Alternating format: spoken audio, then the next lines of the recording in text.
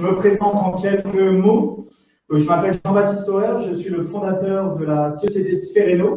En quelques mots, Sphéreno, notre activité, c'est de recréer du lien humain et économique de proximité, c'est-à-dire qu'on développe des solutions numériques dans deux activités. Le premier, c'est la rénovation de l'habitat. On aide des artisans, des professionnels à vendre mieux leurs solutions numériques en accompagnant les particuliers à isoler leurs combles, à remplacer leur système de chauffage, etc., etc. Donc, on a développé plein de solutions numériques pour les aider à ce niveau-là. Et la deuxième activité, c'est on est en train de lancer un nouveau projet qui va vous, chers lycéennes, chères collégiennes, ou vous, chers profs, ou qui que vous soyez derrière cette caméra, qui va vous indiquer en temps réel que le produit que vous cherchez sur Internet est disponible en stock à côté de chez vous. Comme ça, au lieu de l'acheter sur les grosses plateformes du web, vous pouvez directement l'acheter dans vos commerces de proximité qui est situé à côté de chez vous. Avant ça, nous avons le plaisir de nous rejoindre il y a 6 mois, après avoir suivi une courte formation en développement logiciel. Donc, avant que ça, parle-nous un peu de toi. Qui es-tu et quel est ton parcours? Alors, moi, j'ai 27 ans. Je suis une jeune femme qui a eu déjà un métier auparavant. Donc, moi, j'étais auxiliaire de puériculture. Donc, je travaillais en crèche et ou en maternité. Et à la suite d'une réflexion, je me suis dit que c'était plus fait pour moi et je me suis rapprochée de ma première voie qui était les métiers numériques, techniques. Donc j'ai fait, comme a dit Jean-Baptiste, une courte formation qui m'a permis d'obtenir un titre de développeuse web et web mobile. Et j'ai rejoint Sphéreno à la suite d'un stage qui s'est très bien passé chez eux. Voilà, à peu près dans les grandes lignes de mon parcours. Et qu'est-ce que tu appelles première voie, les métiers du numérique? C'est-à-dire, parle-moi un peu plus. C'est quoi cette première voie? En fait, moi, depuis que je suis petite, j'ai grandi dans les numériques. Mon papa était ingénieur informatique, donc j'ai toujours grandi au contact des ordinateurs. Il y en avait toujours autour de moi. Je voyais toujours mon papa travailler dessus les week-ends et les jours fériés. Voilà, et j'étais toujours intéressée par ce qu'il faisait, à lui poser des questions, et il a toujours pris le temps de me les expliquer. Et petit à petit, cette éducation à ce contact-là m'a ouvert les yeux et puis m'a permis de connaître vraiment l'outil du numérique. Et c'était quelque chose qui me plaisait. Et puis après, j'ai bifurqué vers la petite enfance parce que c'était aussi quelque chose qui m'intéressait. Et là, je suis revenue à mes premiers amours. Voilà. Et qu'est-ce qui te plaisait quand ton père bricolait le week-end ou développait le week-end? Concrètement, c'était quoi son métier déjà? Mon papa est à la base ingénieur en informatique, il a fait l'école des mines de Nancy. Et moi, ce qui me plaisait, c'est que je le voyais travailler quelque chose sur un ordinateur. C'était un écran noir avec des lettres et des chiffres, et puis il parlait véritablement avec l'ordinateur, et puis il lui répondait. Et puis moi, je trouvais ça génial, c'était presque à la limite de la magie. Son premier programme, c'était des tables de multiplication. Je devais répondre là-dessus, donc ça m'a un peu embêtée, mais voilà, c'était vraiment quelque chose qui me plaisait parce que je voulais lui poser des questions, savoir comment ça fonctionnait ainsi et pourquoi, et il m'a toujours répondu. Voilà. Est-ce qu'il y avait des filles ou des femmes aussi qui bossaient dans des métiers techniques dans ta famille ou auprès de tes proches? Non, vraiment, moi je suis la seule fille de ma famille à faire ce métier-là. Voilà, tout autour de moi, ça a toujours été des hommes. Malheureusement. Et alors, à travers cette passion, on pourrait dire que tu as découvert quand tu étais plus jeune, ça ne durait pas très longtemps, hein, finalement. Pourquoi tu as décidé quand même d'aller dans les métiers de la petite enfance? Qu'est-ce qui t'a motivé à aller dans ce type d'orientation? Parce que quelque chose qui fait partie de moi, qui fait partie de mon savoir-être, c'est vraiment l'écoute et l'empathie, qui est quand même quelque chose d'hyper important dans les métiers de la petite enfance, surtout quand on a du soin à la personne. Et c'est vrai que m'occuper d'enfants, c'était vraiment quelque chose qui moi, me transcendait, qui me faisait du bien. Quand tu dis les métiers de la petite enfance, donc c'est des métiers qui t'orientaient, etc., est-ce qu'il y a une différence que tu verrais comme ça, a priori, assez naturelle, entre les métiers de la petite enfance, donc ta première activité professionnelle, d'ailleurs tu vas nous dire combien de temps tu as travaillé là-bas, et peut-être quelle idée en pratique, qu'est-ce que ça veut dire, le métier de la petite enfance aussi. Quelle différence tu verrais entre ces métiers de la petite enfance et les métiers du numérique ou ton métier actuel? Alors, combien de temps j'ai travaillé en petite enfance, ça va être assez rapide. En tout et pour tout, j'ai travaillé 6 ans et demi, 7 ans dans la petite enfance, que quand j'étais apprentie ou quand véritablement j'étais responsable d'un groupe. Et la différence majeure que je vois, c'est que les métiers de la petite enfance sont essentiellement féminins. J'ai croisé très peu d'hommes dans ces métiers-là, ce qui est dommage. Et à l'inverse, dans les métiers du numérique, bon, ça fait véritablement que 6 mois que je suis dans ce contexte professionnel. Et bah pareil, c'est un milieu essentiellement masculin et du coup il y a très peu de femmes et c'est dommage. Je pense que le point commun, c'est peut-être la différence d'équilibre et de mixité qui n'existe pas dans ces deux métiers, enfin dans ces deux domaines d'activité. Et qu'est-ce que ça t'inspire, le fait qu'il n'y ait pas cette mixité-là, l'expérience que tu as pu avoir dans un environnement purement féminin, par rapport à celui que tu peux peut-être rencontrer là aujourd'hui, qui serait a priori plutôt masculin? Surtout ce que je remarque, c'est qu'on a tous une importance l'un et l'autre en tant qu'homme ou en tant que femme. Et quand vous avez des différences de mixité, ben c'est dommage dans le sens où on a tous quelque chose à s'apporter, que ce soit les hommes ou les femmes. Et je sais que dans ma précédente expérience, ne serait-ce qu'on connaît les filles entre elles, c'est pour vulgariser, et voilà, c'est des vraies pestes. Et du coup, quand vous avez un homme dans une équipe, ça apporte quand même un certain apaisement et un certain esprit d'équipe que vous n'avez pas dans une équipe essentiellement féminine. Et à l'inverse, dans une équipe essentiellement masculine, je trouve que le fait d'avoir une femme, ça apporte de l'écoute, de l'empathie et peut-être, surtout de l'écoute et de l'empathie en fait. Quel parallèle tu pourrais faire ou quelle valeur ajoutée tu pourrais faire à ce métier, enfin, à cette écoute ou cette empathie? Alors juste pour expliquer l'empathie, c'est la capacité qu'on peut avoir à se mettre dans la peau de l'autre. Par exemple, si je parle à Rangsa et que j'ai de l'empathie auprès d'elle, eh ben je vais réfléchir à comment elle peut le vivre, qu'est-ce qu'elle peut vivre dans ses baskets à l'heure où on parle, et donc je vais me mettre dans sa position pour essayer qu'est-ce que l'empathie peut apporter à un métier du numérique, parce que finalement on a peut-être une croyance que le métier du numérique, on est forcément derrière son PC, quoi. Justement, c'est quand on est derrière son PC et puis quand on a passé la journée à avoir des problèmes sur ce qu'on a codé, donc sur ce qu'on a écrit. Si vous avez en face quelqu'un qui a beaucoup d'empathie et qui va dire mais non mais t'inquiète, tout va bien, ça m'est aussi arrivé, voilà, tu vas t'en sortir, bah, ça apporte un certain apaisement dans une équipe et ça fait du bien. On en a vraiment besoin de ça. Et je trouve que c'est sur ce point-là que c'est important.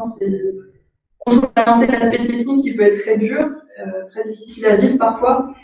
Par de l'écoute et de l'empathie, il y a un peu de douceur malgré tout que les femmes peuvent apporter, mais ça c'est mon avis personnel. Un peu de douceur dans ce monde de brut.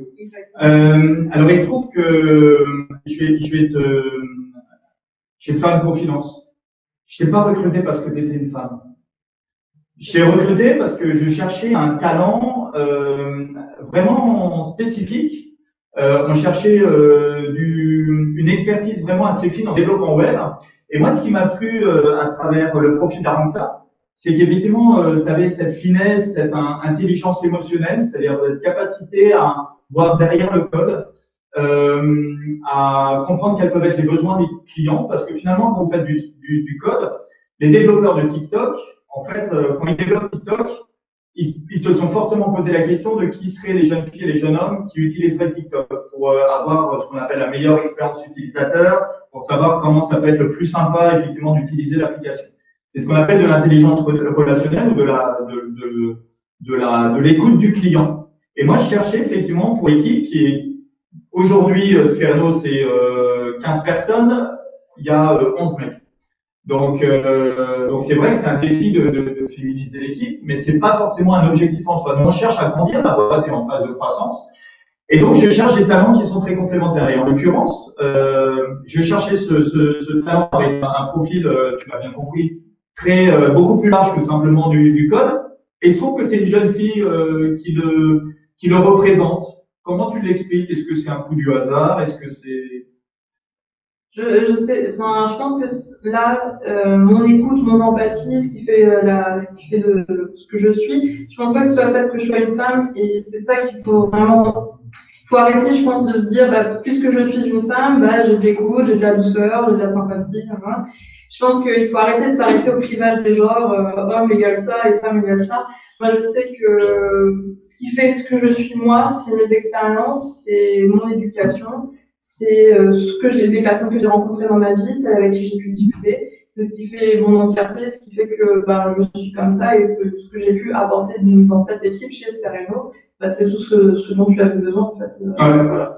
Et de manière générale, c'est vrai qu'il y a plein de femmes qui écoutent Booba, et il y a plein de, et Aya Nakamura, c'est une super chanteuse, et elle n'est pas super chanteuse parce que c'est une femme, c'est juste une nana qui a un talent absolument dingue, et en plus, tant mieux, c'est femme. Et c'est vrai que moi, j'étais très très heureux de pouvoir te recruter parce que, non pas parce que t'es une femme, c'est le côté super plus, hein, et encore une fois, on en discute assez régulièrement, c'est vraiment super chouette.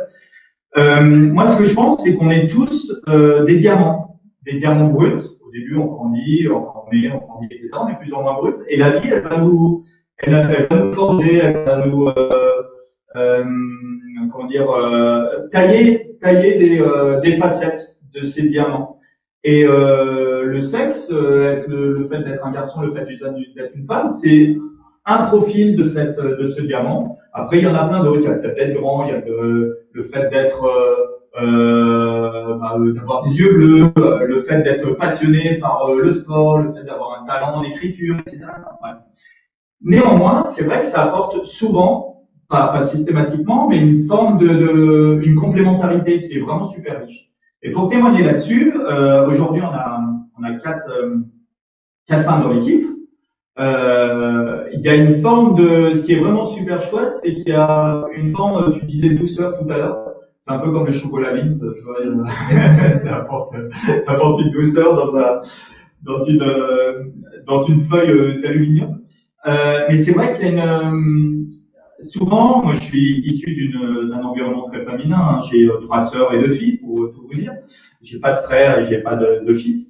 Il y a une forme une capacité à envoyer des messages qui sont souvent très très précis, avec une capacité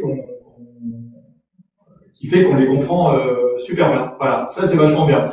Les mecs en général, ça peut être un peu plus bourrin. Pas systématiquement, hein, mais ça peut être un peu plus bourrin. D'où la puissance d'une équipe, c'est vraiment ce qui fait la qualité d'une équipe, c'est une équipe qui est extrêmement diverse, qui est diverse en termes de sexe, on l'a déjà dit, mais qui est aussi diverse en termes de culture, qui est diverse en termes de profil, qui est diverse aussi en termes de nationalité, parce que chacun de ces paramètres-là va apporter une richesse. Et moi, je suis intimement convaincu que ce qui fait la puissance et les talents des boîtes, c'est avant tout la capacité qu'on aura à voir 360 degrés. Et typiquement, si je prends cette bouteille-là, et ben rien que parce qu'on est différent et qu'on est positionné à un niveau, à un autre côté de la table, et ben c'est ensemble qu'on arrivera à décrire de manière précise cette bouteille. Alors que si je suis seul à la décrire, je verrai que cet angle-là. Et le fait d'avoir des femmes ou des hommes dans une équipe fait que ça apporte véritablement cette richesse. Tu me citais l'exemple dans ton ancien métier que d'ailleurs ça m'interpellait un peu, j'aimerais que tu nous en dises un peu plus. Tu disais que c'était un métier féminin, le métier de la petite enfance. J'aimerais que tu m'expliques ce que c'est un métier féminin. Et tu m'as dit à un moment donné, ouais, mais le jour où il y a un homme qui est venu, ça a apporté autre chose. Est-ce que tu peux décrire un peu ça? Alors, ce que j'appelle, moi, métier féminin, c'est malgré tout, c'est ce que la société nous impose, c'est se dire que les métiers féminins, principalement, c'est des métiers du soin à la personne, donc aide-soignante, auxiliaire de agriculture, coiffure, esthétique. Et je trouve que c'est malheureux de s'arrêter à ces genres-là, parce qu'un homme peut très bien exercer des métiers dits féminins, entre guillemets, et voilà, quand je dis métier féminin, c'est quand c'est des métiers qui sont essentiellement tenus par des femmes, malheureusement, alors que la mixité ferait un peu bien. Effectivement, une équipe, quand j'étais auxiliaire de puériculture, ça a apporté un autre regard sur l'enfant, ça a apporté un apaisement particulier, ne serait-ce que par la voix, tout simplement, parce que les voix des autres sont graves. Exactement, et c'est des voix qui, on le sait, apaisent des enfants. Et voilà, et c'est dommage de pas avoir cette mixité-là dans cette équipe, parce que ça fait du bien à tout le monde. Eh ben, une voix féminine, ça apaise les développeurs, comme quoi. Exactement. Quel conseil pourrais-tu apporter à ces jeunes filles, à ces jeunes femmes peut-être, à tous ces talents qui nous regardent? Je pense qu'il faut surtout ne pas s'arrêter au genre, arrêter de se considérer en tant que femme, mais plutôt en tant que qu'est-ce que je suis capable d'apporter, qu'est-ce que j'ai envie de faire de ma vie, dans quoi je me vois. Effectivement, je vais pas nier que c'est quand même compliqué de savoir s'imposer en tant que femme ou en tant qu'homme, par exemple, dans des métiers qui ne sont pas entre guillemets faits pour nous. Il y aura quand même des freins, des professeurs peut-être un peu vieux jeu qui vous diront mais non Tina, tu comprends rien, laisse tomber. Non, il faut avoir confiance en soi et avancer et se dire bah non, je suis capable et j'ai envie d'y aller. Se battre contre ces freins-là et puis surtout ne pas hésiter à reprendre les collègues quand ils vous appellent bon les gars ou par exemple bon je vais vous laisser messieurs, ben non messieurs dames, je suis voilà, ne pas hésiter à s'imposer en tant que femme parfois c'est et inversement aussi en tant qu'homme voilà se dire bah non je suis là finalement voilà quels sont mes conseils vraiment avoir confiance en soi, se dire qu'on peut faire quand on veut quelque chose on y va et on fonce. Tous les métiers se déclinent au masculin, au féminin. On a je ne sais pas si vous le savez, mais on a un prix Nobel de chimie français qui est une femme qui vient d'être nominée, Emmanuelle Charpentier.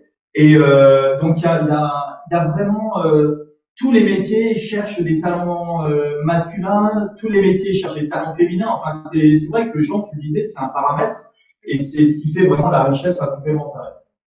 Alors, il se trouve que souvent, moi j'ai fait aussi une école d'informatique et on était dans un autre, c'était un autre siècle. Hein. On était 50, il y avait 3 nanas.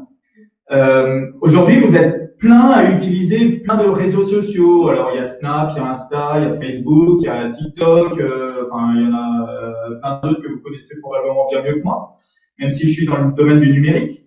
Ce qui est vraiment intéressant, c'est qu'il y a plein de métiers derrière ces applis, quoi. C'est ça qui est vraiment chouette. Donc, nous, ce qu'on pourrait vous recommander, c'est ne vous mettez surtout pas de frein, c'est-à-dire que ce qui fait qu'on est bien dans sa peau, bien dans sa vie, c'est souvent qu'on a découvert son talent. Donc toi, tu disais l'empathie, tu es très à l'aise dans l'empathie, etc. Et moi, je peux te dire qu'un des talents d'Aramsa, c'est effectivement ton écoute, ta capacité à te mettre dans la peau des autres pour vraiment faire un effet miroir et regarder ce que les autres peuvent penser. Ça, c'est un véritable talent. Et pour autant, tu es développeuse. Donc, on pourrait dire, c'est pas ce talent qui est le plus important. Mais si, il est juste absolument fondamental. On l'a déjà évoqué par le passé. Un talent, par définition, c'est ce qu'on fait de manière absolument naturelle, sans s'en rendre compte. Et c'est vrai que généralement, on dit, ben, il faut faire des efforts, etc. C'est vrai qu'il faut faire des efforts. Il faut vraiment se donner les moyens. Réfléchissez à des choses que vous pouvez faire de manière naturelle. Par exemple, vous pouvez avoir des copains ou des copines qui viennent vous voir en se confiant à vous de manière absolument naturelle, parce que vous inspirez confiance. Ça, c'est une véritable force. Ça, c'est un véritable talent. Peut-être que vous pouvez reposer dessus pour trouver une orientation qui va vous plaire. Alors, cette orientation, elle peut être dans le domaine, effectivement, de l'écoute naturelle, qui peut être la petite enfance, le social, etc. Et vous le comprenez bien, ça peut être dans des métiers techniques. Vous pouvez rejoindre des boîtes comme une des plus belles boîtes au monde, il faut se le dire, Sfereno, ou d'autres boîtes un petit peu moins connues, Facebook, Twitter, TikTok et autres. Ça, c'était pour le côté publicité personnelle de l'entreprise. Ces métiers-là ont besoin de profils très riches, très divers. Donc, n'hésitez pas à vous poser à identifier quelles sont les choses. Demandez à vos copains, vos copines, tiens, qu'est-ce que tu vois en moi? C'est quoi le truc? C'est peut-être d'être à l'aise à l'oral, c'est peut-être de dessiner super de manière absolument naturelle, etc. Donc il y a plein de métiers. Il y a énormément de chefs d'entreprise, d'entrepreneuses et des chefs d'entreprise qui cherchent des profils même juniors, même sans expérience. J'en suis un exemple pour former dans l'entreprise. Il y a plein de formations par alternance. Encore une fois, les métiers du numérique, sachez aussi qu'il y a un regard extrêmement bienveillant ou positif vis-à-vis des profils de femmes, parce que vous avez bien compris, dans mon école, 50, 3 nanas, vous, dans la vôtre? On était 16 et 4 nanas. Donc, c'est déjà mieux. Oui, c'est vrai que ça, voilà. On n'est pas à la parité. Exactement, mais c'est l'une des volontés, c'est d'avoir des écoles où il y a autant d'hommes que de femmes. Donc Voilà, nous, c'était en tout cas la volonté de notre école. Donc lancez-vous, il y a en plus de tous les talents que vous avez de manière absolument naturelle, et ben il se trouve qu'en ce moment, il y a un regard particulièrement bienveillant, intéressé au recrutement des jeunes filles, des jeunes femmes talentueuses. Donc on va dire que c'est un contexte qui est favorable, tant mieux, faut surtout sortir dessus. Quelle image on peut percevoir d'une femme qui postule dans le numérique, à ton avis? Je reçois un CV d'une femme parmi plein de CV de mecs, parce que vous avez compris qu'il y a beaucoup plus de CV d'hommes que de femmes. Je pense que moi, te connaissant, c'est pas vraiment le fait d'être un homme ou une femme qui va changer quoi que ce soit, c'est plus le CV que tu vas regarder. Après, je sais que malheureusement, certaines entreprises vont avoir un mauvais regard. Et c'est ça, et je pense qu'il faut changer ces mentalités-là, sur le fait de recevoir des hommes et des femmes, et se dire qu'une femme, c'est pas qu'une femme, c'est une personne à part entière et qu'il faut arrêter de se bloquer là-dessus. C'est une facette. Le sexe est une facette, le fait d'être une femme. Alors moi, en ce qui me concerne, presque plus que le CV, moi je regarde, on appelle les à côté, la lettre de motivation, la qualité de la lettre de motivation, le fait que la lettre de motivation, il n'y ait pas de faute. Ça, c'est un truc, moi je vous invite vraiment à faire super attention parce qu'il y a beaucoup d'employeurs qui regardent ça, surtout dans le domaine du développement. On pourrait se dire, si la personne fait des fautes d'orthographe, elle va faire des fautes dans le code. Donc c'est vrai que l'orthographe c'est un peu rébarbatif, c'est pas toujours super funky, super rigolo, mais néanmoins c'est vrai que c'est important de faire des efforts à ce niveau-là, parce que c'est une image que vous représentez. Après, moi je vais avoir un regard particulièrement bienveillant au profil féminin aussi, parce qu'on pourrait dire que tout ce qui est un peu rare est cher entre guillemets, c'est-à-dire que effectivement, nous, on a du mal à recruter des femmes et donc j'ai un regard très bienveillant. Par contre, ce sera un talent équivalent. C'est-à-dire qu'entre deux profils absolument similaires, je ne sais vraiment pas lesquels choisir et j'adorerais prendre les deux, mais budgétairement, ça ne le fait pas, etc. J'aurais plutôt tendance à privilégier un profil de femme pour toutes les raisons qu'on a évoquées ensemble, tout ce que ça peut apporter dans une entreprise d'hommes. Peut-être que d'autres profils, agences de com, qui sont plus féminins, regardons plutôt un profil d'homme. Donc c'est très contextuel. Mais en synthèse, ce qu'on pourrait vraiment dire, c'est lancez-vous, lâchez-vous, sentez les choses, faites-vous plaisir, parce que dès lors que vous faites plaisir, vous prendrez vraiment un kiff. Franchement, il faut venir au travail souriant et en prenant du plaisir. Je pense que c'est ce qu'il y a de plus important. Moi, franchement, sur ça, j'ai été très bien dit. Moi, j'ai eu la chance de pouvoir, j'ai jamais eu de frein à mon entrée dans le monde du développement web. Du fait que je sois une femme. Donc, moi, sur ça, je suis très chanceuse. Voilà. C'est aussi grâce aux grandes écoles du numérique. Alors, il faut savoir que l'État français a labellisé ce qu'on appelle les grandes écoles du numérique qui permettent. Et ça fait partie des clauses de se dire ils doivent embaucher des femmes pour être labellisées en école du numérique. Grâce à ce principe-là, je pense que du coup, cette formation-là est plus accessible pour moi, par exemple. Un petit dernier mot, si jamais vous voulez faire des entretiens, vous avez des entretiens à faire pour des entreprises, sachez que la CCI, la Chambre de commerce et d'industrie, qui est une organisation qui co-organise notamment la Robotech Girls Online, propose des formations à la préparation d'entretien.